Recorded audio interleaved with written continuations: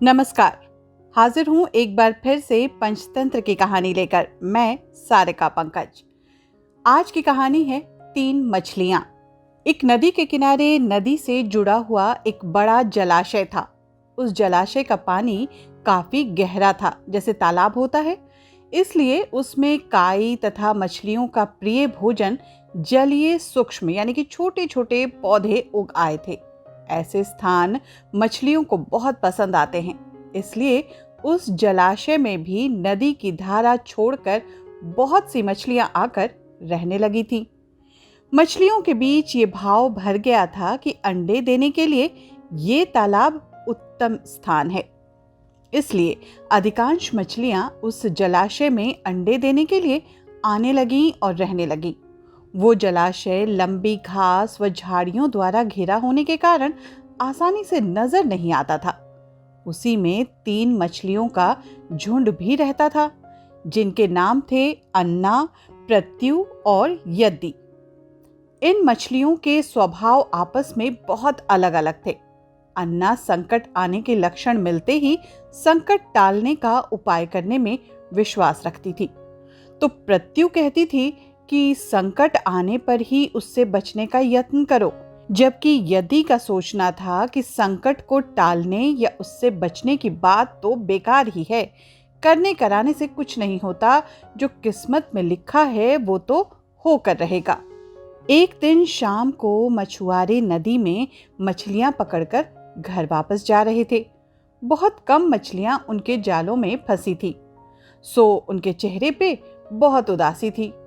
तभी उन्हें झाड़ियों के ऊपर मछली खोर पक्षियों का झुंड जाता दिखाई दिया। सबकी चोंच में मछलियां दबी थी। वो चौंक पड़े। एक ने अनुमान लगाया, दोस्तों, लगता है झाड़ियों के पीछे नदी से जुड़ा जलाशय है, जहां इतनी सारी मछलियां पल रही हैं। मछुआरे पुलकित होकर झाड़ियों में से होकर जलाशय के तट पर आ निकले और ललचाई नजरों से मछलियों को देखने लगे। एक मछुआरा बोला, आहा, इस जलाशय में तो मछलियां भरी पड़ी हैं। आज तक हमें इसका पता ही नहीं लगा। यहां हमें ढेर सारी मछलियां मिलेंगी। दूसरा बोला। तीसरे ने कहा, आज तो शाम घिरने वाली है, कल सुबह यहां आकर जाल डालेंगे। इस प्रकार मछुआरे दूसरे दिन का कार्यक्रम तय करके चले गए। तीनों मछलियों ने मछुआरे की बात सुन ली थी। अन्ना मछली ने कहा, साथियों, तुमने मछुआरों की बात सुन ली ना? अब हमारा यहाँ रहना खतरे से खाली बिल्कुल नहीं है। खतरे की सूचना तो हमें मिल ही गई है।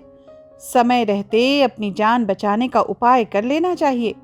मैं तो अभी से इस जलाशय को छोड़कर नहर के रास्ते नदी में जा रही हूँ। उसके बाद मछुआरे सुबह आए, जाल फेंके मेरी बला से। तब तक तो मैं बहुत दूर अटखेलियां कर रही होंगी। प्रत्यु मछली बोली, तुम्हें जाना है तो जाओ, मैं तो नहीं आ रही। अभी खतरा आया ही कहाँ है जो इतना घबराने की जरूरत है। हो सकता है संकट आए ही ना। उन मछुआरों का यहाँ आने का कार्यक्रम रद्द भी तो हो सकता है। हो सकता है रात को उनके जाल चूहे कुतर जाएं, या हो सकता है उनकी बस्ती में आग लग जाए। भूचाल भी आकर उनके गांव को नष्ट कर सकता है, या रात को मूसलाधार वर्षा आ सकती है, या बाढ़ में उनका गांव बह सकता है कि नहीं। इसलिए उनका आना निश्चित तो बिल्कुल नहीं है। जब वो आएंगे तब की तब सोचेंगे। हो सकता है मैं उनके जाल में ही न फंसूं। दोनों की बातें सुनने के बाद यद्दी ने अपनी भाग्यवादी बात कही, भागने से कुछ नहीं होने का। मछुआरों को आना है तो वो आएंगे ही। हमें जाल में फंसना है तो हम फंसेंगे ही। किस्मत में मरना ही लिखा है तो क्या किया जा सकता है। इस प्रकार अन्ना तो उसी समय वहां से चली गई। प्रत्यु और यद्दी जलाशय में ही रहीं। भोर हुई तो मछुआरे अपने जाल को लेकर आए और लगे जलाशय में जाल फेंकने और मछलियां पकड़ने। प्रत्यु ने संकट को आया देख तो लगी जान बचाने के उपाय सोचने। उसका दिमाग तेजी से काम करने लगा। आसपास छिपने के लिए कोई खोखली जगह भी नहीं थी। तभी उसे याद आया कि उस जलाशय में काफी दिनों से एक मरे हुए उदबिलाव की लाश तैरती रह रही थी। वो उसके बचाव के लिए काम आ सकती है। जल्दी ही उसे वो लाश मिल गई।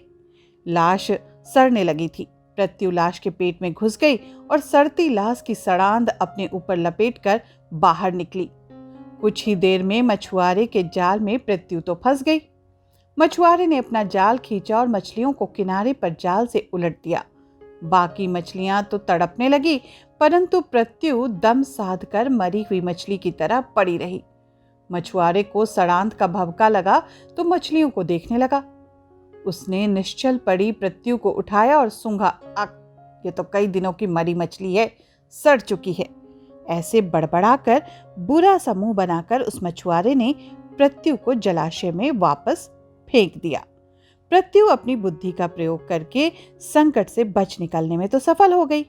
पानी में गिरते ही उसने गोता लगाया और सुरक्षित गहराई में पहुंचकर जान की खैर मनाई, जबकि यदि दूसरे मछुआरे के जाल में फंस गई थी और एक टोकरे में डाल दी गई थी। भाग्य के भरोसे बैठी रहने वाली यदि ने उसी टोकरी में अन्य मछलियों की तरह तड़प तड़प कर प्राण त्याग दिए। इस कहानी की सीख यही है दोस्तों कि भाग्य भी उन्हीं का साथ देता है जो कर्म में विश्वास रखते हैं और कर्म को प्रधान मानते हैं। भाग्य के भरोसे हाथ पर हाथ रखकर बैठे रहने वाले का विनाश तो निश्चित है। इस कहानी से जो सीख मिली उसे याद रखिएगा।